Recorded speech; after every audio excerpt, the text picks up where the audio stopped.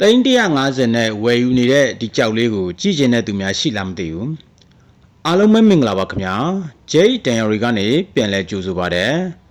နက်နက်လင်းတိုင်းအခင်းဝိုင်းမှာကြောက်ရှာဝယ်သည်ဂျိတ်တန်ရရီတဲ့ဗျာနော်ကျွန်တော်တို့ဒါကတော့ဂျိတ်တန်ရရီအဖွဲ့သားတွေဖြစ်ပါတယ်မနက်ခင်းဝိုင်းမှာကျွန်တော်တို့သိန်း150နဲ့ဈေးပေးထားတဲ့ကြောက်လေးတဲ့လို့ပေါ့နော်ဒါငွေချီနေတဲ့မှတ်တမ်းလေးဖြစ်ပါတယ်အခုကတော့ကျွန်တော်တို့တစ်လပိုင်းကုန်ကန်นี้နှစ်လပိုင်းဆိုလို့ရှိရင်တော့တရုတ်နှစ်တစ်ကူရောက်ပြီပေါ့ဗျာနော်တရုတ်နှစ်တစ်ကူဆိုလို့ရှိရင်တော့မန္တလေးကြောက်ဝိုင်းမှာပုံမှန်အားဖြင့်ဈေးကွက်အေးလေးရှိပါတယ်ပါလေးရှိပါတယ်ဒါပေမဲ့လည်းပဲကျွန်တော်တို့ကကြောက်ကကောင်းတယ်ကြောက်စီကြောက်သားမြင့်တယ်ကိုယ့်ရဲ့ကြောက်ကအရေးရှင်းရှိတယ်ဆိုလို့ရှိရင်တော့ကျွန်တော်တို့ဈေးကွက်ကတော့မပြတ်ပါဘူးဒီလိုလေးတော့ကျွန်တော်တို့ဒါအားလုံးကိုသိစေချင်ပါတယ်ကျွန်တော်တို့ဒါကတော့အခုဒါသိန်း150နဲ့ငွေချေနေတဲ့မှတ်တမ်းလေးဖြစ်ပါတယ်ကျွန်တော်ဒါလေးကိုကျွန်တော်ရဲ့ online ပေါ်ပေးသက်တွေကိုပြပေးခြင်းတယ်ဗျာနော်ကျွန်တော်တို့ကြောက်သမားတွေကထုံးစံအဖြစ်တော့ပုံမှန်အဖြစ်တော့အခုလိုမျိုးဝယ်လိုက်ပြီးဆိုလို့ရှိရင်ဒါကတော့အခုဘယ်လောက်နဲ့ဝယ်လိုက်ပါတယ်လို့ချက်ချင်းပြဖို့ရန်အတွက်အခက်အခဲရှိပါတယ်အပြင်မှာလည်းပဲ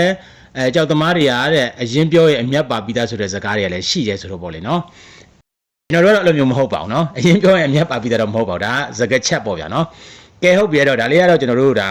သိန်း150နဲ့ငွေချေနေတဲ့မှတ်တမ်းဖြစ်ပါတယ်ဒီကြောက်လေးကိုကျွန်တော်အခုဖြည့်ပြီးတော့မှ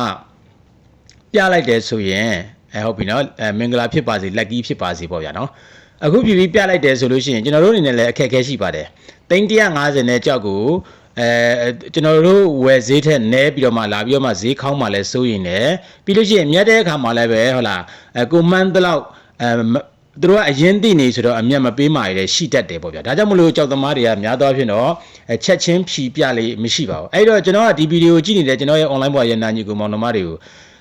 ကြောက်ကိုမပြဘဲနဲ့ဟုတ်လားဒီဗီဒီယိုတင်လိုက်ခါဆိုတော့ကြည့်ရှုတဲ့သူတွေအတွက်ဘာအကျိုးရှိမလဲเนาะကျွန်တော်ဒီလိုမျိုးစဉ်းစားမိပါတယ်ဒီကြောက်ကိုပြကျင်တယ်ပေါ့နော်ဒီ post မှာပေါ့နော်ကျွန်တော် public မှာမပြဘဲနဲ့ဒီ page messenger တွေမှာ private အနေနဲ့တူတယောက်ချင်းစီကိုဟလာဒီနေ့ဝယ်ယူလိုက်တဲ့သိန်း150တန်ကြောက်လေးကိုတူတယောက်ချင်းစီကိုကျွန်တော် messenger နေပြီးတော့မှလာပြပေးခြင်းပါတယ်เนาะလာပြပေးခြင်းပါတယ်တခုလေးတော့တောင်းဆိုပြရစီပြန်လဲပြီးတော့မှ public ကိုမတင်ဖို့ရန်အတွက်ကျွန်တော်တောင်းဆိုတယ်ပေါ့ဗျာเนาะဟုတ်ပြီเนาะအဲ့တော့